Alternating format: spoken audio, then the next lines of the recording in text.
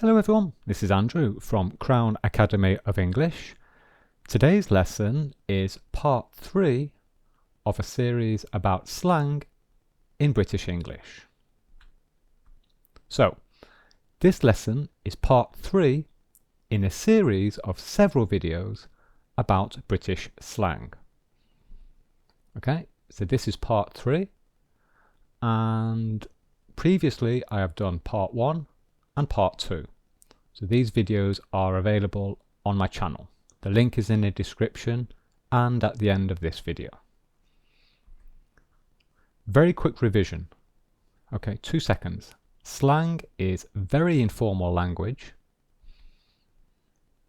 It is often used in spoken English, but not in written English. And slang is not really good English, but it is very, very common. Okay, so it is important for you to understand it. Okay,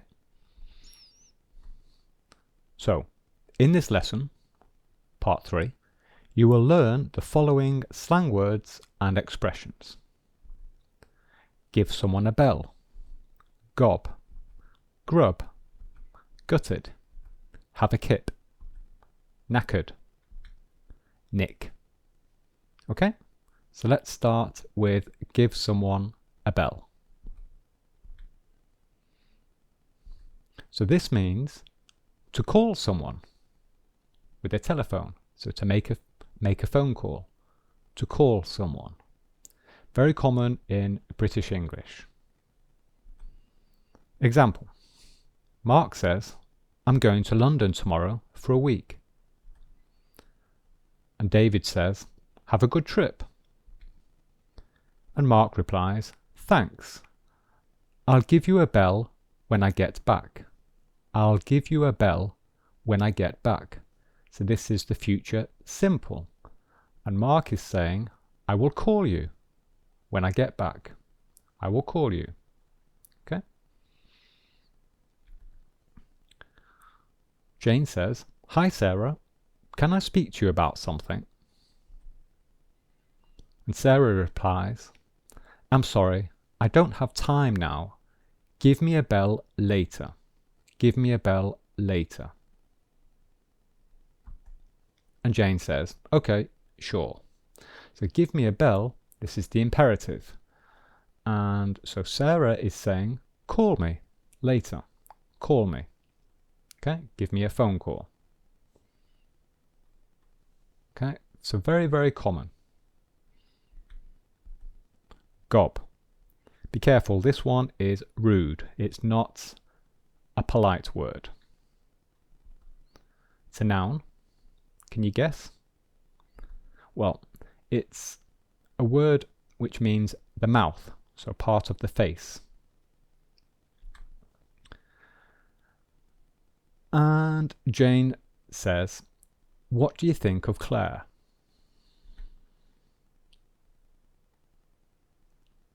And Sarah replies, I don't like her.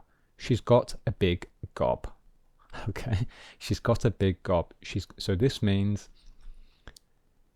well, it means a big gob means obviously a big mouth, but it is not necessarily literally a big mouth. It doesn't mean physically a big mouth. It means that she talks too much, and perhaps she talks too loudly. And also it maybe means that she's always gossiping. So the verb to gossip means to talk about other people's affairs. Okay, so to talk about other people's private lives. Okay, so I'm sure you understand. So someone who talks, talks too much, talks too often, always talking about other people. She's got a big gob. Okay, again, be careful. This is rude. This is not polite at all. It's an insult. And shut your gob. Again, very, very rude. And it means shut your mouth. And so people say this to tell someone to be quiet after they say something you don't like.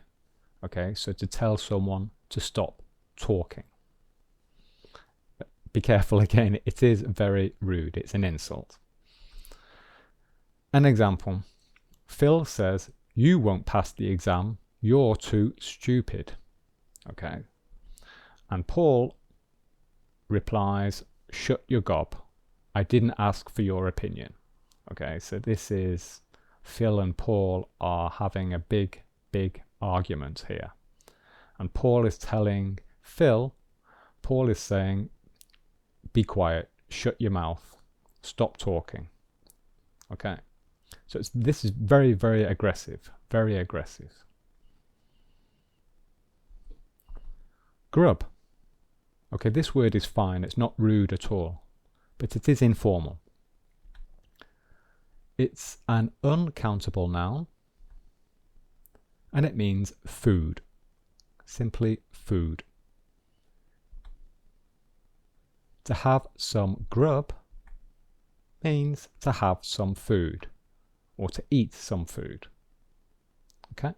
Grub, I would say this is very common in the south of England. London and, yes, the south of England. Example. Jane says, "I'm starving." So starving means I am very hungry. Hungry. And Mark says, "Me too. Let's have some grub." Let's have some grub. So let's have some food. Let's eat. So this is Mark. He's looking in the fridge. He's looking for some grub. Okay? Notice that we have some and grub is singular. Why? Because it is an uncountable noun. Okay? If you don't know what this is, then watch the video on my channel about countable and uncountable nouns. Gutted. Gutted. This is an adjective to describe a person. It describes how a person feels. And it describes a person who is very disappointed, very upset, sad. Claire asks, "Did David pass the exam?" And Sarah replies, "No, he failed. He's gutted. He's gutted." So here he is, looking gutted. Okay, he's very disappointed, upset. Mark asks, "How was the job interview?" Jane replies, "Terrible. I didn't get the job." And Mark says, "Oh, I'm sorry. Are you okay?" And Jane replies, "No, I'm gutted. I'm gutted. I am very disappointed." Okay. It's not rude. But it is informal. It's very informal. Okay. Have a kip. Have a kip. This is fine. This is not rude. It is quite informal. And it means to have a short sleep. To have a short sleep. Okay, so to sleep for a short period of time. David says, "I'm tired. I'm going to have a kip before dinner." I'm going to have a kip before dinner. Mark says, "Okay, see you later." Example 2. Sarah asks, "Where's Jane?" And Claire replies, "She's having a kip. She'll be here later." Okay?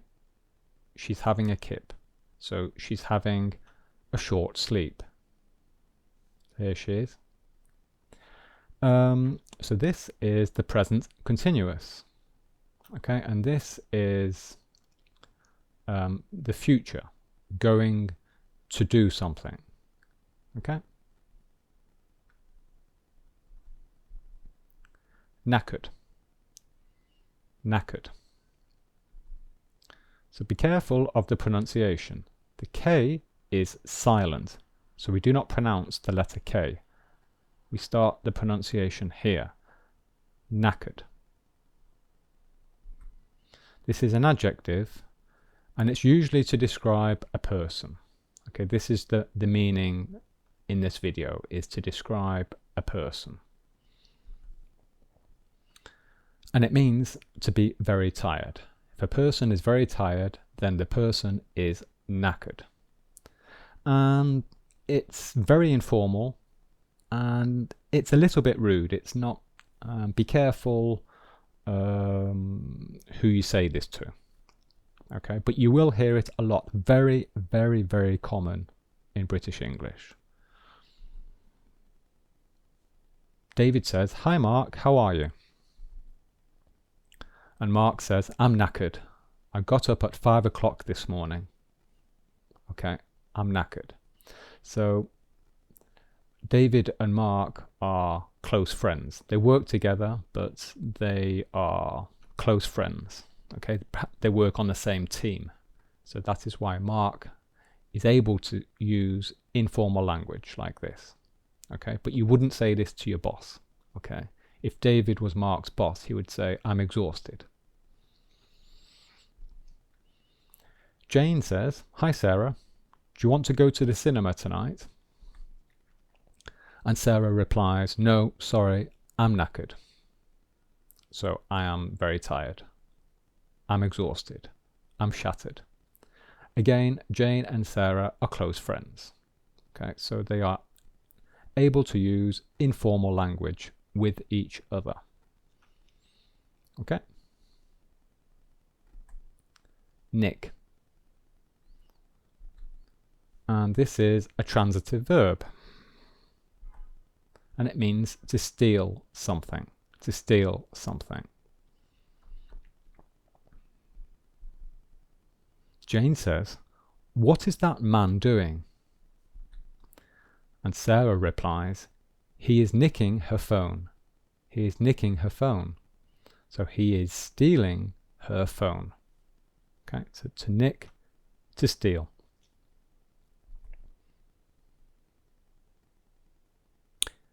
John says, "David, have you nicked my pen?" David replies, "No, it wasn't me." So, have you nicked my pen? Have you stolen my pen? So this is the present perfect question form. Have you nicked my pen? David says, "No, it wasn't me." Okay, so there we are. That's the end of the lesson. Hope you enjoyed it. And here are some other videos which I think you'll be interested in.